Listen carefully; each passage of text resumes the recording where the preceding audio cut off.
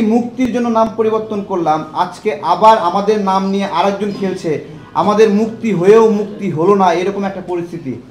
গত কিছুদিনের সাফল্য, সেই সাফল্যটা উনি চুরি করার জন্য এই কাজটা করছে। আম জনতা পার্টি অথবা আম জনতার দল যে সংগঠনটি, এই সংগঠনটি কোনো রকম বিভক্ত হয়নি। রফিকুল আমিনের এই যে আম জনতা পার্টি নামে দল খুললো, এই দলে আমাদের দলের একজন কর্মী সমর্থকও এখান থেকে যায়নি। তাহলে কি ভিত্তিতে, কোন যুক্তিতে আম জনতা দলের নামের অনুরূপ একটা নাম উনি ব্যবহার করেন? উনি তো এই দলের সঙ্গে যুক্ত না, বা এই দলের ওই দলের সঙ্গে যুক্ত হওয়ার কোনো সম্ভাবনা নাই। তাহলে এই অধিকার ওনাকে কে দিল বা কই থেকে পেল? একজন প্রতারক যখন ব্যবসা করেছেন তখন প্রতারণা করেছেন, কিন্তু প্রতারণা উনি ছাড়তে পারেননি। উনি রাজনীতিতে এসেও আমাদের দলের নাম প্রতারণা করে, প্রতারণামূলকভাবে চুরি করে ব্যবহার করছেন। উনি প্রতারক, এটাই প্রমাণ করেছেন যে আমাদের দলের যে গত কিছুদিনের সাফল্য, সেই সাফল্যটা উনি চুরি করার জন্য এই কাজটা করছেন। এটা প্রতিকারে অবশ্যই আমরা আইনসঙ্গত সকল ব্যবস্থা যেটা নেবার সেটা নেব, এবং আমরা রাজনৈতিকভাবেও এটার ব্যবস্থা নেব। রাজনৈতিকভাবে কি ব্যবস্থা নিতে পারবে সেটার ব্যাপারে আমাদের সেন্ট্রাল কমিটির একটা মিটিং হয়েছে। আমরা সেটার ব্যাপারে আরও বিস্তারিত আলোচনা করলে আপনারা 2-1 দিনের মধ্যে জানতে পারবেন আমরা আর কি করব। আরেকটা প্রশ্ন, সেটা হচ্ছে যে আম জনতা দল, এটা কি আপনারা নিবন্ধন পেয়েছেন যে আপনারা অন্য কেউ নিতে পারবেন? আমরা নিবন্ধনের জন্য অ্যাপ্লিকেশন দেব, আগামীকাল জমা দেব। আমরা এই নামে নির্বাচন কমিশন থেকে নিবন্ধনের আবেদনপত্র সংগ্রহ করেছি, পে অর্ডার করেছি সেটার জন্য এই নামে, এবং আমরা এই দল যেদিন এই নাম নেয় জানুয়ারি মাসে, সেদিনই নির্বাচন কমিশনকে চিঠি দিয়ে এই নামটা নথিভুক্ত করিয়েছি। সেই জায়গা থেকে তো যে কেউ মনে হয় দিতে পারে, মানে এরকম নামের সেটা নির্বাচন কমিশনের প্রশ্ন।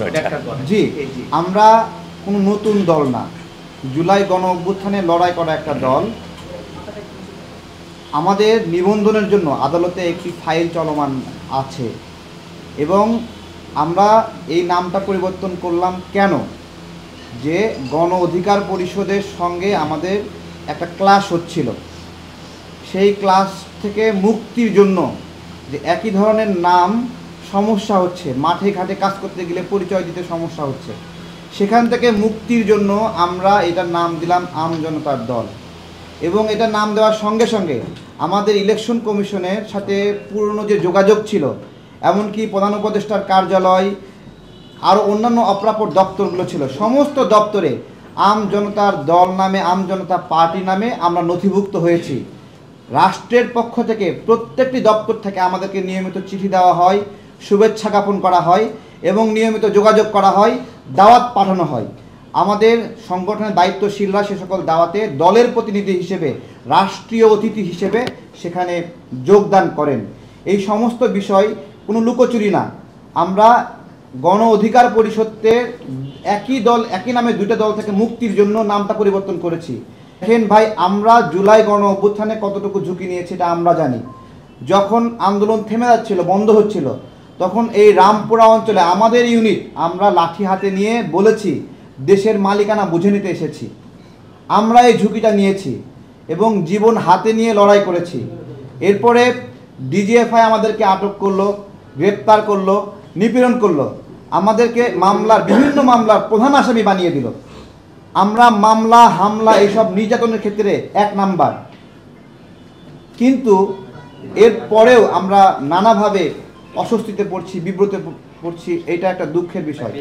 আরও কতটুকু কষ্ট করলে, আরও কতটুকু ত্যাগ স্বীকার করলে একটি স্বাধীন স্বতন্ত্র নামে রাজনীতি করার অধিকার পাবো, এটা আমাদের আপনাদের কাছে প্রশ্ন। আরও কতটুকু ত্যাগ স্বীকার করতে হবে? For more updates, follow us on Facebook, subscribe our YouTube channel, get the latest update on www.daily-sun.com.